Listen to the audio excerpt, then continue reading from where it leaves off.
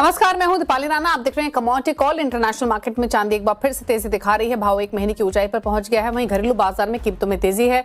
इसी पर करेंगे बातचीत। हमारे साथ शो में एलकेपी सिक्योरिटीज के वीपी जतिन त्रिवेदी मौजूद रहेंगे। लेकिन इंटरनेशनल मार्केट्स में भाव आपकी स्क्रीन पर लगभग $91 के आसपास कारोबार कर रहा है और घरेलू बाजार में भी 2,67,000 के लेवल्स देखने को मिल रहे हैं और यहाँ भी 4% की मजबूती इंटरनेशनल मार्केट्स में, घरेलू बाजार में 3.25% की तेजी देखने को मिल रही है।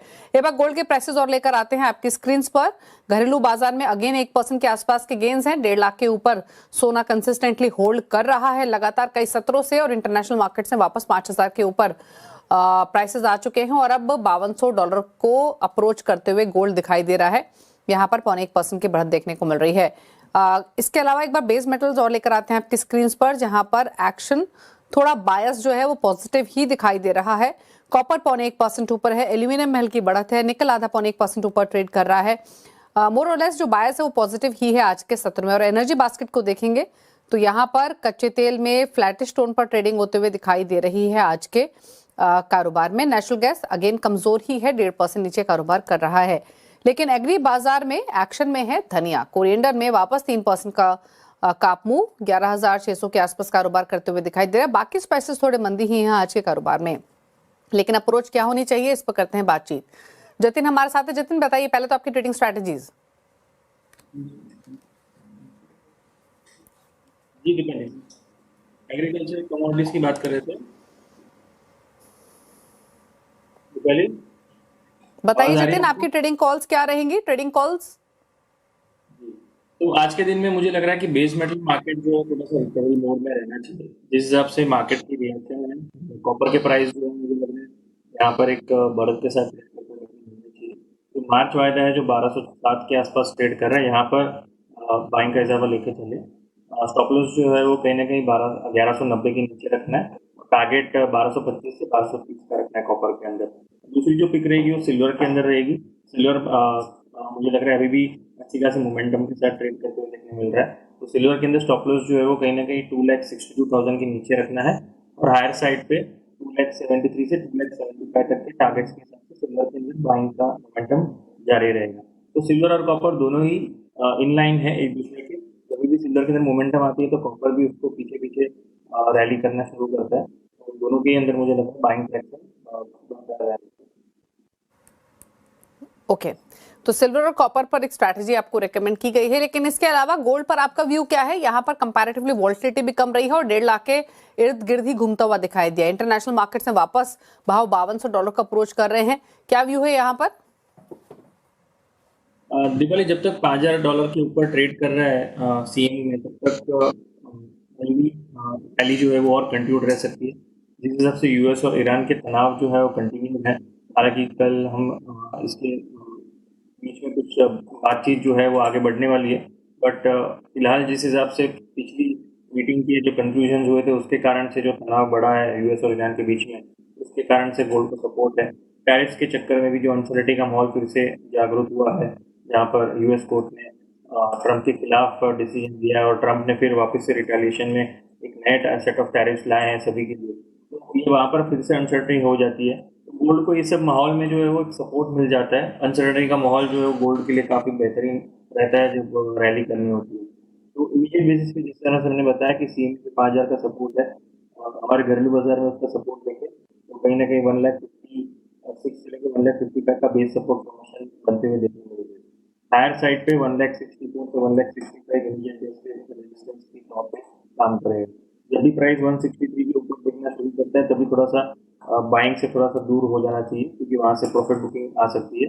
और लोअर लेवल पे 158 जो है आपका कंफर्ट जोन होना चाहिए। 1,55 के स्टॉप लॉस के साथ में जो ट्रेडर्स है उनके व्यू पॉइंट भी है। ठीक है, रुक रहे हैं इसी के साथ एक ब्रेक के लिए, तब वापस आते हैं।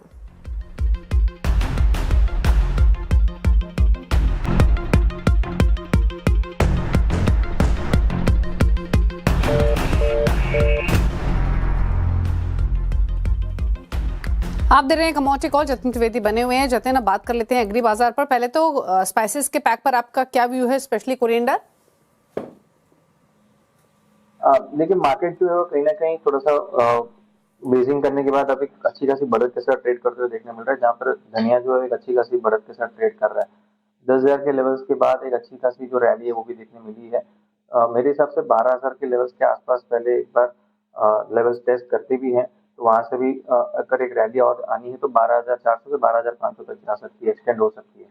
तो जब तक 11,000 के लेवल्स होल्ड कर रहे हैं तब तक यहाँ पर बने रहने की सलाह रहेगी। 11,000 के नीचे जब तक लेवल्स ब्रेक नहीं करते तब तक होल्ड कीजिए लॉन्ग पोजीशन है तो, और हायर साइड पे 12,000 और 12,400 तक के लक्ष्य के हिसाब से यहाँ पे होल्ड करके चल सकते हैं। ओके, और बाकी स्पाइसेस पर क्या व्यू है, फिर चाहे वो कॉमन्स हो या टर्मरिक? देखिए, टर्मरिक जो है हल्दी मुझे लग रहा है थोड़ा सा यहाँ से साइडवेज काउंटर है फिलहाल तो। 15,000 से 16,500 ये रेंज जो है उसने पकड़ के रखी है फिलहाल। तो 15,000 के नीचे नहीं जाता तब तक वीकनेस का व्यू है, लेकिन 16,500 के ऊपर नहीं जाता तब तक बहुत ज्यादा बढ़त के साथ भी ट्रेड करते हुए देखने नहीं मिल सकता। तो स्ट्रैटेजी इसमें ऐसी रहेगी कि 15,400 से 15,600 की रेंज में मिलता है तब वहां पर खरीदारी करके चल सकते हैं। 16,200 16,400 ये आपके लक्ष्य रहेंगे हायर साइड पे। ओके, तो ये आपके लिए राय रही टर्मरिक पर। एक बार ग्वार पैक और लेकर आते हैं, जहां पर हमने मोमेंटम तेजी का देखा था पास्ट में, लेकिन उसके बाद वापस ऊपरी स्तरों पर नरम हुए हैं और वापस 10,000 के नीचे ग्वारगम आ चुका है, और हालांकि 5,000 के ऊपर भी होल्ड करते हुए ग्वारसीड। क्या व्यू इन दोनों पर? ग्वारसीड और ग्वारगम दोनों जैसे आपने बताया कि वीकनेस के साथ थोड़ा सा ट्रेंड पकड़ा है इन्होंने दोनों ने, और जब तक ये लेवल्स ब्रेक नहीं होता हायर साइड पे 10,500 का ग्वारगम के लिए और कहीं ना कहीं 5,700 के ऊपर ग्वारसीड के लिए, तो जब तक 5,700 के ऊपर ग्वारसीड ट्रेड नहीं करती तब तक यहाँ से वीकनेस का ट्रेंड जो कंटिन्यू रह सकते हैं टूवर्ड्स 5,000 और 4,800 4,800 4,850 तक। ग्वारगम में 10,500 के लेवल्स ब्रीच नहीं होते तब तक वीकनेस के साथ इसको पकड़ के चलना चाहिए। 9,400 से लेकर 9,200 तक के लक्ष्य आ सकते हैं नीचे में। ओके, एक क्विक व्यू ले लेते हैं कास्ट कॉटन सीड ऑयल केक पर, इस पर बताइए आपकी राय क्या है? कॉटन सीड ऑयल केक देखें तो थोड़ा सा वीकनेस आज जरूर दिखा रहा है, लेकिन रेंज जो है वो कहीं ना कहीं मुझे लग रहा है ये एक पॉजिटिविटी के साथ में डेवलपमेंट रह सकती है, क्योंकि पिछले 3-4 दिनों में अगर हम देखें तो एक अच्छी खासी बढ़त जो इसके अंदर देखने मिली है, जहाँ पर 3,100 के लेवल भी उसने रिस्पेक्ट किए हैं। तो कोई भी लेवल जहाँ पे थोड़ा सा डिप अगर आ जाता है 3,250 के आसपास तक की, तो वहां पर बाइंग का हिसाब बना के चल सकते हैं।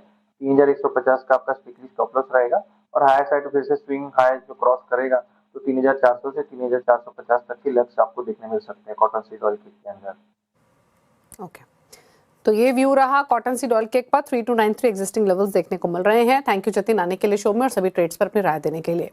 इसी के साथ कमोडिटी कॉल में इतना ही। ब्रेक के उस पार अब देखिए आवाज समाचार। नमस्कार।